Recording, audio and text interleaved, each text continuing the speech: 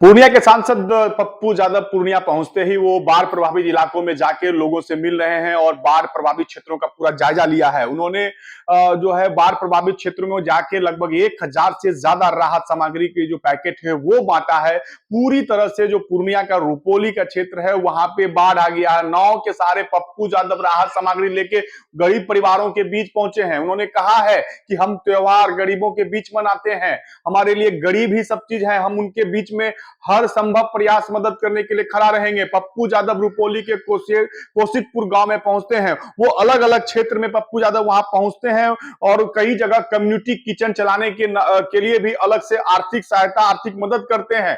लगभग 1000 से ज्यादा राहत की जो सामग्री है वो पप्पू यादव वहां लेके पहुंचते हैं। लगातार पप्पू यादव जो है वो क्षेत्र में जाते रहते हैं, लोगों से मिलते रहते हैं। लेकिन अब जब इस सीमांचल के पूरे इलाके में कटिहार के कुर्सेला और पूर्णिया के रुपोली जैसे क्षेत्र में जब बाढ़ का पानी घरों में घुस गया है, लोगों के जीवन यापन में काफी दिक्कतों का सामना करना पड़ रहा है, तो उस समय जो पप्पू यादव जिन्हें गरीबों का लोग मसीहा कहते हैं वो वहां पहुंचते हैं और एक बड़े नाव के सहारे वो बाढ़ प्रभावित क्षेत्रों में राहत सामग्री लेके पहुंच गए हैं। और पहुंचने के बाद वहां के स्थानीय लोगों की मदद से उस सामग्री को गांव के उस पीड़ित परिवार तक पहुंचा रहे हैं जो पूरी तरह से जिनका घर जलमग्न हो चुका है, जो पूरी तरह से पानी में है, जो जिनके पास कोई राशन पानी पहुंचने की जो उम्मीद है वो नहीं पहुंच पा रही है। सरकारी सहायता के नाम पे कोई मदद नहीं मिल पा रहा। पप्पू यादव ने स्पष्ट तौर पे कहा है कि जो अधिकारी हैं वो काम नहीं कर रहे हैं, वो लोगों के बीच नहीं पहुंच पा रहे हैं, जिसके कारण मुझे पहुंचना पड़ रहा है क्योंकि ये जनता मेरी है, मैं जनता के लिए हमेशा खड़ा रहता हूं सदैव।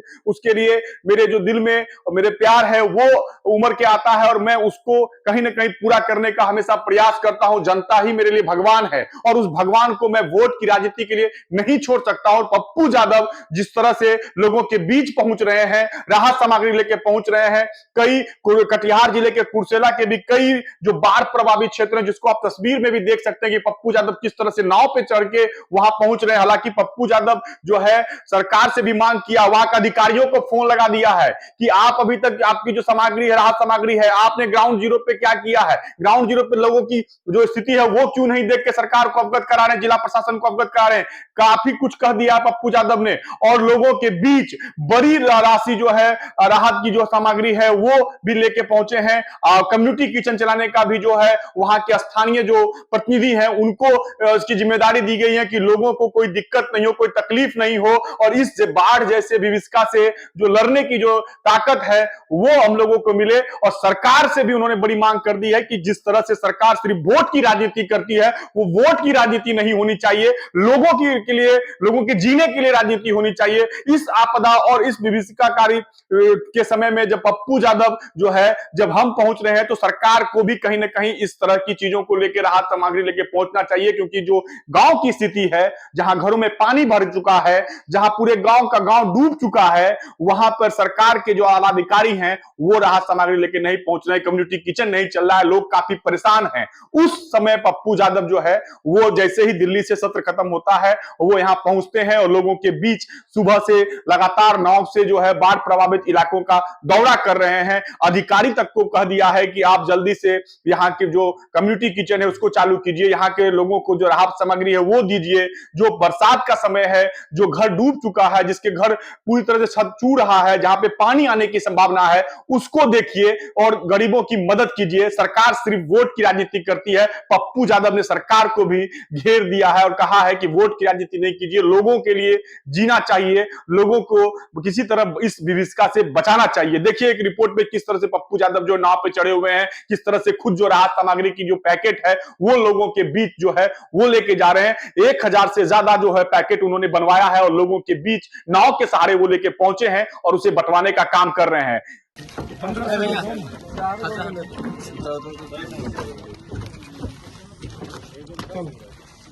क्या लो एक टाका खोल कर 10 पैकेट है 10 पैकेट। चलो उठाओ। कन्हैया लाल ये 10 दही 100 हाँ 10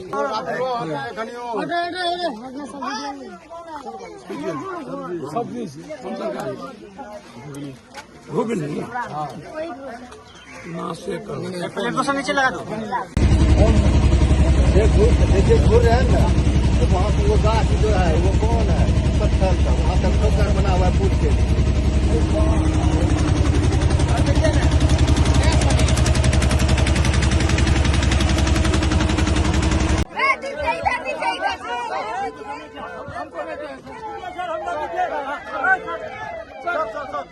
सर हम लोग हम पत्रकार हैं सर, वहाँ सम्मिलित है सर, दो पनोरमा ग्रुप, जो सोचता है वो करता है। आपके अपने सपनों का आशियाना। ये लो मुंह मीठा करो, आज मैंने अपना जॉब छोड़ दिया, अब हम पूर्णिया वापस जाएंगे। जॉब छोड़ दिया है? मतलब ये घर कैसे चलेगा? हम करेंगे क्या? और माँ बाबूजी क्या बोलेंगे? इसलिए मैं एक और मिठाई का डब्बा लाया। अपने बिजनेस के लिए लोन अप्रूव हो गया। अरे लोन अप्रूव हो गया वो तो ठीक है, लेकिन पूर्णिया में हम रहेंगे कहाँ? अपना घर भी तो नहीं है वहाँ। इसलिए तो एक और मिठाई का डब्बा अलग से लाया हूँ।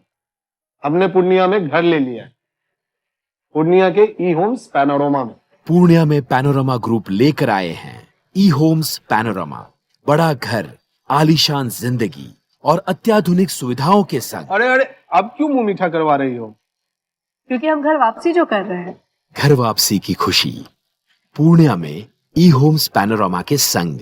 ई Homes Panorama, luxurious lifestyle redefined.